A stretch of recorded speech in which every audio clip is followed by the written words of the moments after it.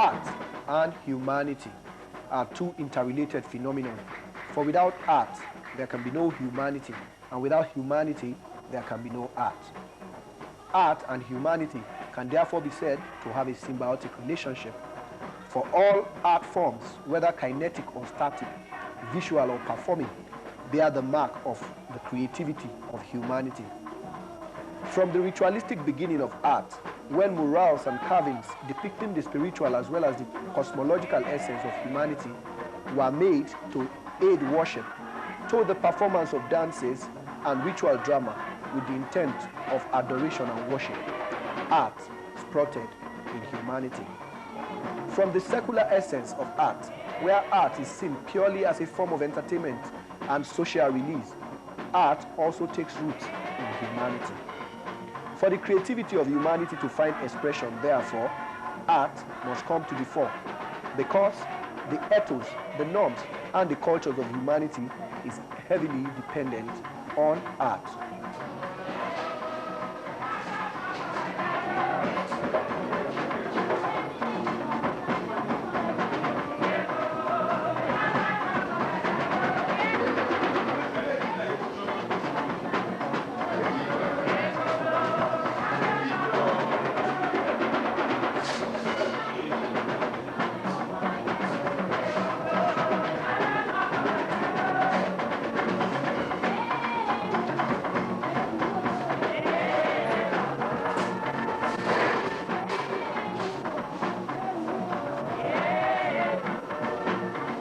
Today we look at the static and visual art.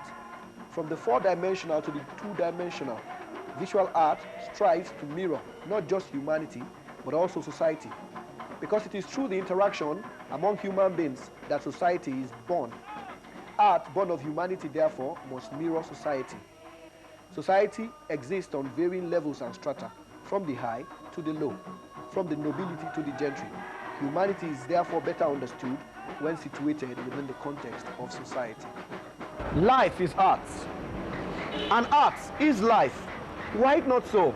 A man will not leave a lucrative profession to take to arts. And the man I'm talking about is Christopher Mbonu Emerem, who started out life as an economist, but took to arts some 17 years ago. And ever since, it has been no looking back, because the man has continued to wax strong and stronger. He's done a lot of exhibitions at home and abroad, and is beginning to garner enough support and enough clout in the international and in the local circuit. Let me not take your time. I welcome you into the gallery of Christopher Mbonu Emerem.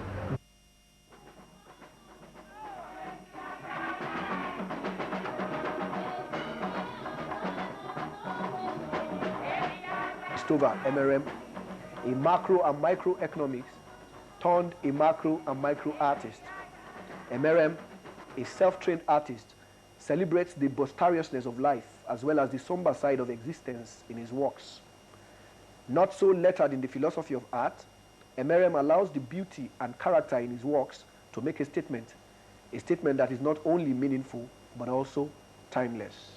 Christopher Mbonu Emerem, born some 43 years ago in Imo State, attended the University of Nigeria, Nsukka, where he majored in macro and microeconomics. But not finding fulfillment as an economist, decided to take to arts.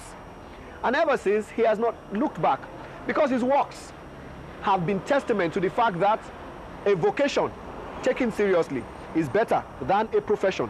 And that is why Christopher Mbonu Emerem has not looked back. Away from economics, his original profession, Emerem took to arts by intuition and not by instruction. He took to arts not by deliberate planning but by divine design. During his youth service, Emerem distinguished himself in this adopted profession through painting the portraits of notable personalities such as the then head of state, General Muhammadu Buhari, and the then Kaduna State Military Governor, Air Vice Marshal Usman Muazu, as well as the military governor of Imo State then, General Ike Nwachukwu. Having oiled his skills in the area of portraiture and having won recognition and awards, Mbonu Christopher Emerem decided to go into full-time arts, thereby jettisoning his lettered profession. I had my primary school education in community primary school, Obrekwe. Okay. Before I proceeded to Umaka High School in Njaba local government. After that,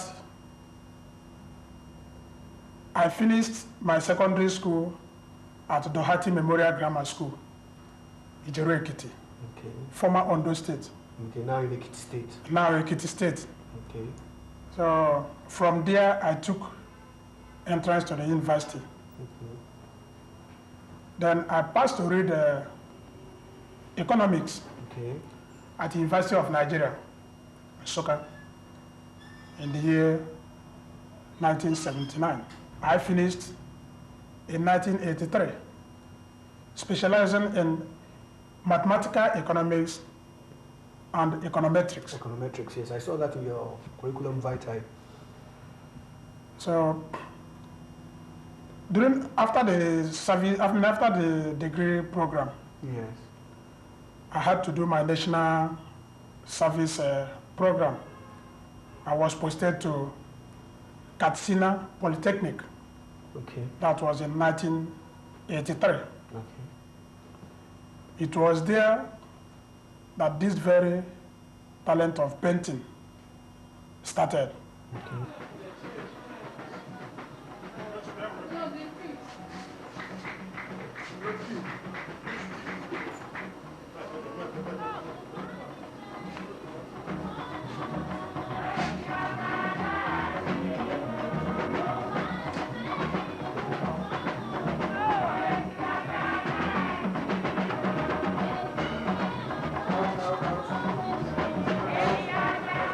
As a child, when I was in primary school, right from childhood, I was being called an artist because I took great delight in painting, in drawing, sketching my classmates in primary school. That was in community primary school, as I said earlier. I took delight in doing that. Even when I was going to fetch food for our goat as a small kid, I normally used the pointed end of my knife to draw human beings, even draw goats or these other animals. It was from there this very talent started.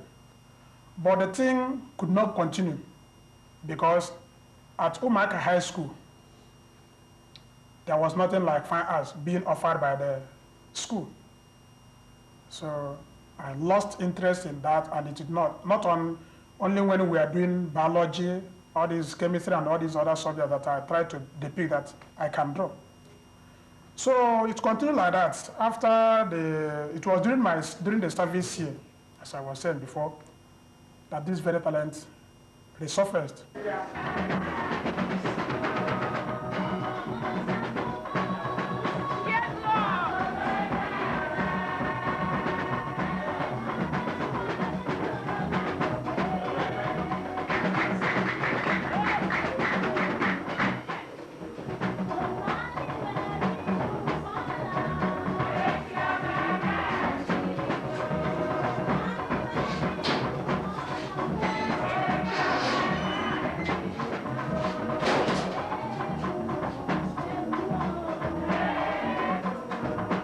When I drew the portrait of the governor of Kaduna State, Yes.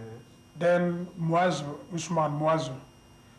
Then I drew the man in charge of coppers, the chairman of the local government, the emir of Katsina, Kabir Usman, Yes. and a host of other people. I drew their paintings and their portraits. Yes. The kind of reception people, the attention people gave my work made me to stay put in painting, in art, until today. Okay. Now, but when I came back, after the service program, out of the coppers who were passing out that year, Yes. in Kaduna State, my work was adjudged the best in the whole of that state to represent Kaduna State in the NYSC Honors Award ceremony. Okay. In Lagos State. In Lagos State being the federal capital. At the time. At that time. So that was how the whole thing started. Okay.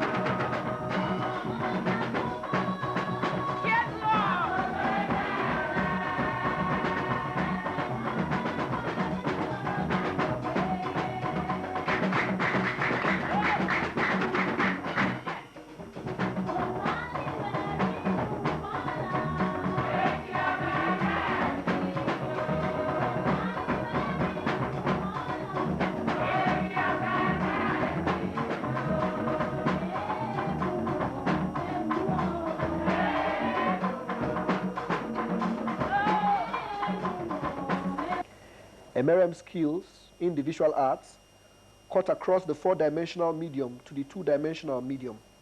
The message of his art, though centered around the celebration of humanity, is portrayed through impressionism and expressionism to reality as well as surrealism. MRM's stroke on the canvas of time, far from being an eclectic stroke of an untrained hand, are imprints of a master on a familiar terrain. Mr. Mbono, MRM, sorry, what is the title of this work? The title of this work is Bride and Her Attendant Maidens. Okay. What really can we say inspired this work, you know, as an artist? What inspired you to do this work? Yes, in fact, this is one of the most fascinating works out of my connections. Okay. Out of my collections. In fact, I grew up in my community, which is the Igbo community. Okay. And all the time, when any girl is getting married, okay, she will invite all her friends to come and decorate her, to bid her the final farewell to her husband's place. Okay. That is why in this very particular painting, you see three girls are here decorating their friend. Okay. In preparation to meet her husband. Okay. The medium is oil on board. It's oil on canvas. Oil on canvas. Oil on canvas. But it's board, I'm seeing. It's mounted on a board. Okay. Oil on canvas. Yes. That's a very beautiful work. And then what's the title of this other one? This one is titled Precarious Vision. Precarious Vision. Precarious Vision. I see it's a surrealistic work. Yes. And you know, in most surrealistic works, you talk about how the mind conceived of it. What were you thinking of when you did this work? In fact, having studied man and his existence on earth, yes, I came to realize that a lot of factors militate against our being on earth. Okay. Some are for, some are against. Yes. In fact, as you can see here, there is a human being here. Okay. Now, surrounded by a lot of factors which a human being cannot decipher. Okay. Our existence on earth are being influenced by some of these factors. Some of them are coming from the sphere. Yes. Some of them are coming from the earth beneath. Some of them are coming from the sphere. Okay. So all these things, the aggregate of all these things determine our being on this earth. Okay. That was why I painted this work, having and you called it precarious vision. Precarious vision. What I meant by that is that you cannot determine what will happen in the next 1 minute as a human being, no matter how you forecast. This has the map of Africa cast against a beggar or a poor man, more like a destitute here. Sorry, what's the title of this work? The title of this work is Africa in Precipitous Impasse. Yes, I can understand that. Having studied the condition, the factors militating our stay, our being on this continent, being Africa, I discovered that being a Nigerian, I portrayed the mouth of Africa to be where Nigeria is located. Nigeria being referred as the giant of Africa.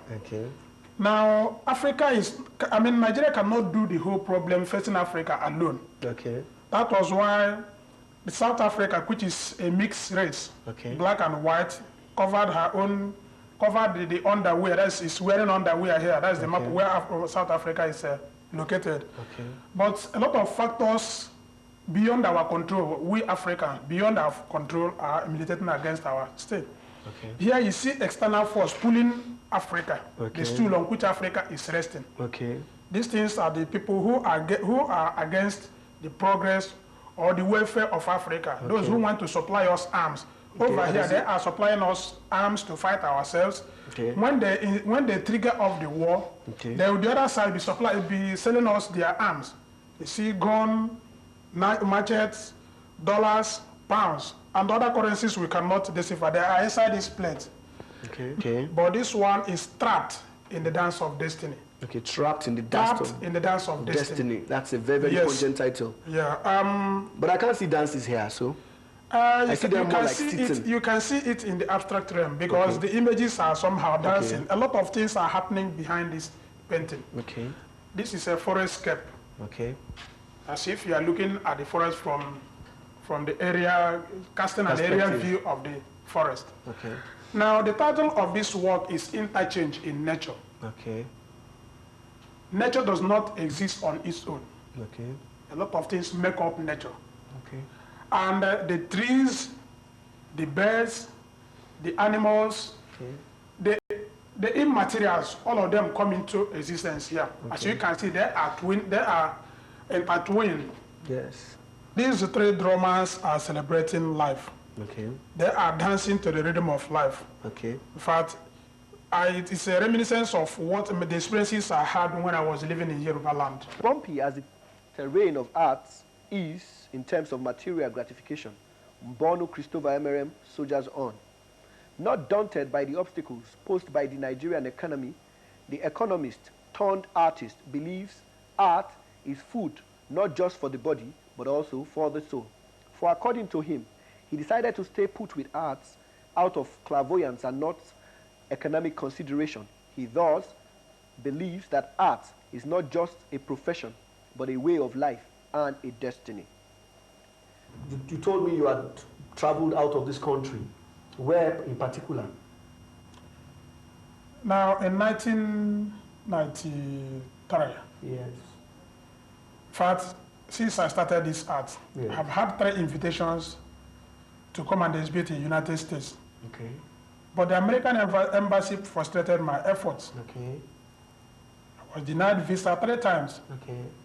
Whenever I come there, they say that if I go to America, I'll not come back. Okay. I started wondering why. They have seen my work, but they refuse to give a visa. Okay.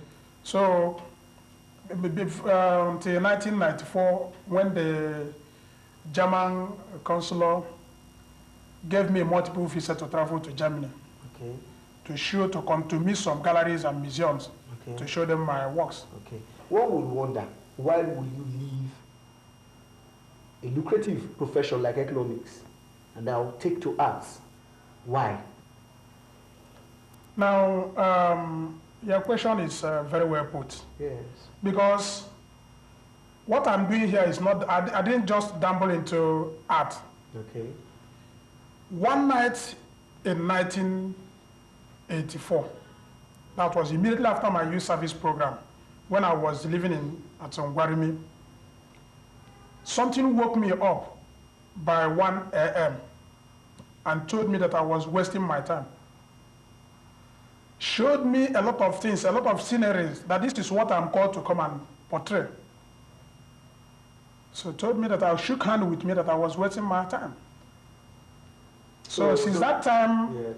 I started painting. I took my work seriously. Okay. Predominantly, what I see, aside from your celebration of humanity, is that you take particular interest in surrealism as a form of art. Is that the reason for it? That is one of the reasons. Okay. As I said earlier, a lot of influences in my life have shaped my life in this pattern. Now, whatever I do, whatever I paint, Yeah. whatever I conceive, Yeah. come as a flow. They come naturally. I cannot repeat one work. All these are abstract paintings, cannot be repeated. Okay. You see, some of these paintings that look like flying colors, they cannot be repeated. Okay. They are as a result of influences, because influences are dynamic. They continue to change. Each environment, each situation, each mood of life determines what I will create. Okay. So, and when they come, I portray what is handed to me at that very point in time. How do you get your inspiration? My inspiration comes in different forms. Okay. I might be sleeping now, something might steer me Okay. inwardly. Okay. Or as I'm walking along the road, I may be watching, I may be looking, I may be seeing a beggar. Just like one work I called, every disabled person is settled with an abled person. Okay. Just like a beggar, a blind beggar, has somebody who is healthy, who is taking him or her around. So such things are touching me passionately as an artist. So when I see such things, I try to put them into painting, to put them, to keep them alive, to let other human beings realize that we should be careful on our stay in this earth.